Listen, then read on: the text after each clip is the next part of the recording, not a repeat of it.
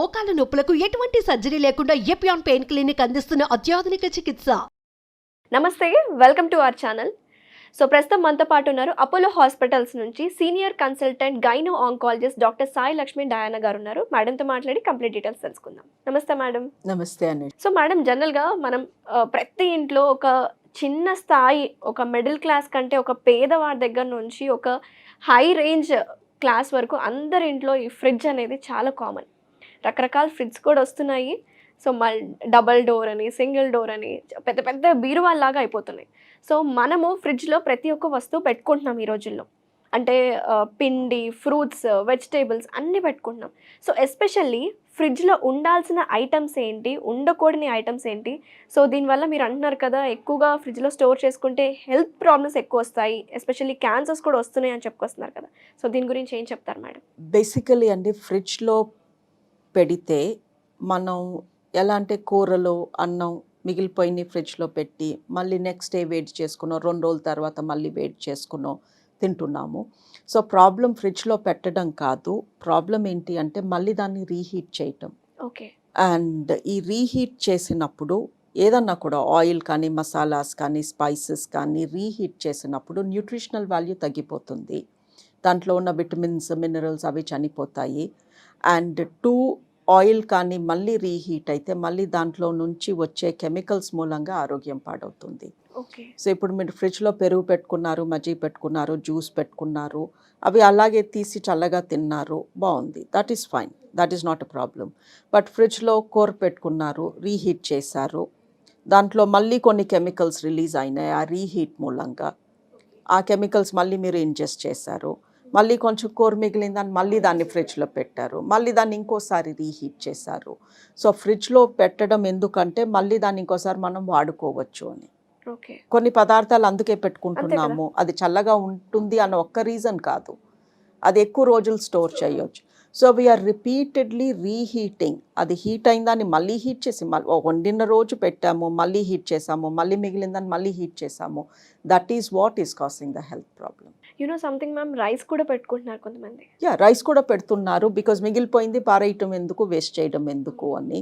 So what we tell అంటే, మీకు తప్పక ఫ్రిడ్జ్లో ఇప్పుడు రోజు వండుకోవడం కుదరదు, లేదా 3 రోజులకు ఒకసారి వండగలను నేను అనుకున్నప్పుడు 3 పోర్షన్స్ కింద దాన్ని ఫ్రిడ్జ్లో పెట్టి ఒకేసారి రీహీట్ చేసి అది చేసింది తినేయండి. మొత్తం రీహీట్ చేసేసి అందులో సగం తిని మళ్ళీ సగం అందులో తోసి మళ్ళీ. So stop the reheating process. మనం కొంచెం ఆలోచనతో ప్లాన్డ్గా చేస్తే, వండిన రోజు ఫ్రిడ్జ్లో పెట్టి మళ్ళీ దాన్ని ఒకేసారి రీహీట్ చేసి చేసిన రోజు మొత్తం దాన్ని వాడేసుకుని, లేదా what ever you want to do with it, దాన్ని మళ్ళీ ఫ్రిడ్జ్లో పెట్టి మళ్ళీ రీహీట్ చేయొద్దు. That is what is causing the health problems. Ideally fridge ఉన్నది చల్ల వస్తువులు, ఇంకా చల్లగా ఉండి ఎక్కువ రోజులు పాలు, పెరుగు అలాంటివి, ఐస్ క్రీమ్స్ అలాంటి వాటి కోసం. ఓకే. ఎవరు కూడా ఇలా 3 రోజులకి 10 రోజులకి ఒకసారి వండుకుని ఫ్రిడ్జ్లో తోసుకుని దాన్నే హీట్ చేస్తూ తినమని, ఐ డోంట్ థింక్ ఫ్రిడ్జ్ అందుకు తయారు చేసినట్టు కాదు. బట్ మనం అలా వాడుతున్నప్పుడు కొంచెం ఆలోచనతో రిపీటెడ్ రీహీటింగ్ అవాయిడ్ చేయటం మంచిది. ఇంకొకటి మేడం, జనరల్గా ఈ మధ్య కాలంలో అయితే ఈ పప్పులు, ఉప్పులు ఇవన్నీ ఉంటున్నాయి కదా, అవి కూడా డీప్ ఫ్రిడ్జ్లో పెట్టేస్తున్నారు. సో ఇది ఎంతవరకు కరెక్ట్ అంటారు? I don't think. ఇప్పుడు ఫ్రిడ్జ్లో మనము కొన్ని వస్తువులు చెడిపోయాక కూడా తెలియకుండా అలాగే హీట్ చేసుకొని తింటున్నాం కదా. ఎస్పెషలీ అన్నం అలా రీహీట్ చేయొద్దు అంటారు. అన్నంలో తడి ఉంటుంది కాబట్టి బ్యాక్టీరియా చాలా తొందరగా పెరిగిపోతుంది, bacteria and fungus. But fruits and vegetables freeze చేస్తే న్యూట్రిషనల్ వాల్యూ పోదు. ఓకే.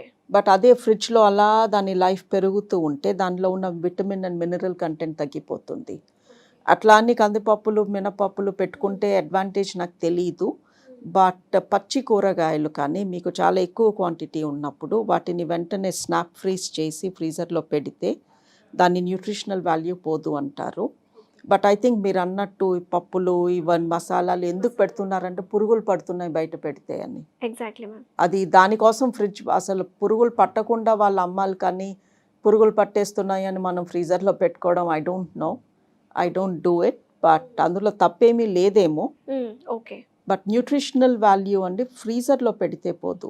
బట్ దాన్ని డిఫ్రాస్ట్ చేశాక, ఓకే. ఇప్పుడు ఒక కూరగాయ ఫ్రీజర్లో పెట్టారు, దాన్ని తీసి అది మెత్తగా అయిపోయి నార్మల్ టెంపరేచర్కి వచ్చాక మళ్ళీ దాన్ని పొరపాటున కూడా ఫ్రీజర్లో పెట్టకూడదు, వాడేసుకోవాలి. అండ్ ఇంకొకటి మేడం, లైక్ వాటర్ మిలన్స్ కానీ ఏదైనా ఫ్రూట్స్ని కట్ చేసేసి అండ్ డైరెక్ట్గా తోసేస్తూ ఉంటారు ఫ్రిడ్జ్లో.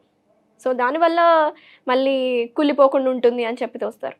సో దీని గురించి మాట్లాడతాం. అగైన్ అండి, ఇప్పుడు మనం ఒక ఫ్రూట్ తింటున్నప్పుడు టేస్ట్ ఒక్కదాని కోసమే తినం కదా. ఎస్, అందులో విటమిన్ సి ఉంది, విటమిన్ బి కాంప్లెక్స్ ఉందనో, విటమిన్ ఏ ఉందనో తింటున్నాం కదా, మంచిది అని తింటున్నాము. మరి అది ఫ్రిడ్జ్లో అలా దాని లైఫ్ పెరుగుతూ ఉన్నప్పుడు ఆ విటమిన్ కంటెంట్ తగ్గిపోతూ ఉంటుంది. సో దాని బదులు ఎప్పటికప్పుడు ఫ్రెష్ ఫుడ్ తింటే ఆ విటమిన్స్ మినరల్స్ మన బాడీలోకి వెళ్తాయి కదా. Yes. So prolonged life cut చేసి దాన్ని రోజుల తరబడి ఫ్రిడ్జ్లో పెడితే I don't think we're getting the benefit of the fruit. Fridge గురించి మనం దీని గురించి మాట్లాడుకుంటే మీరు క్లియర్గా చెప్పారు మేడం, ఫ్రిడ్జ్లో కొన్ని పెట్టుకోవచ్చు, కొన్ని పెట్టుకోకూడదు అని. సో క్యాన్సర్ గురించి మనం మాట్లాడుకుంటే మీరు యాజ్ ఎ సీనియర్ కన్సల్టెంట్ ఆంకాలజిస్ట్గా, సో క్యాన్సర్ని ప్రివెంట్ చేయాలి అంటే ఎలాంటి ఫ్రూట్స్ ఎక్కువగా కానీ ఎలాంటి వెజిటేబుల్స్ మీద మనం ఫోకస్ చేయాలంటారు? కెరటినాయిడ్స్ అంటామండి, యాంటీ ఆక్సిడెంట్స్ రిలీజ్ చేస్తాయి. ఈ యాంటీ ఆక్సిడెంట్ అనే పేరు చాలా పాపులర్ అయింది. ఎస్. ఈ యాంటీ ఆక్సిడెంట్ మూలంగా మన బాడీలో క్యాన్సర్ కణాలు తయారవుతుంటే ఈ యాంటీ ఆక్సిడెంట్స్ వాటిని చంపేస్తాయి, క్యాన్సర్ కణాలు పోతాయి, మన ఇమ్యూనిటీ పెరుగుతుంది అని. ఈ antioxidants coloured fruit and వెజ్లో ఎక్కువ ఉంటాయి. సో ఏ ఫ్రూట్ కన్నా రంగు ఉంటాయి, ఎర్ర రంగు, పచ్చ రంగు, orange, pink colour like grapes and watermelon and beetroots, colour ఉన్న any fruit or vegetable is very rich in antioxidants. And pumpkin, that's meant to be very good. But అలాని కలర్ లేదు అని జామకాయో గ్రీన్ గ్రేప్స్ మంచివి కావు అని కాదు. I don't think ఈ ప్రపంచంలో మంచిది కాని ఫ్రూట్ ఆర్ వెజిటబుల్ అనేది లేదు. బట్ వీలైనప్పుడు కలర్ ఉన్న fruits and vegetables are meant to be better. ఎక్కువగా అవి తీసుకుంటే మంచిది అంటారు, మనకు ఒక చాయిస్ ఉంది కాబట్టి. టేక్ కలర్డ్ ఆర్ పిల్లలకి పెట్టేటప్పుడు కూడా ఫ్రూట్స్ లో కలర్డ్ వి ఏమన్నా పెడుతున్నామా? Yes, they'll feel attractive also. Yes, and మన vegetables లో onion and garlic, they have lot of immunity boosting properties. Okay, ఉల్లిపాయ ఇంకా వెల్లుల్లి. yes, and turmeric. Thank you so much madam, చాలా డీటెయిల్డ్ ఇన్ఫర్మేషన్ ఇచ్చారు. అసలు ఫ్రిడ్జ్లో పెట్టకూడని వస్తువులు ఏంటి, పెట్టాల్సిన వస్తువులు ఏంటి, అండ్ యాంటీ క్యాన్సర్ ఫుడ్స్ ఏమైనా ఉన్నాయా అంటే కూడా దాని గురించి కూడా చాలా వివరంగా చెప్పినాను. Thank you so much ma'am. Thank you.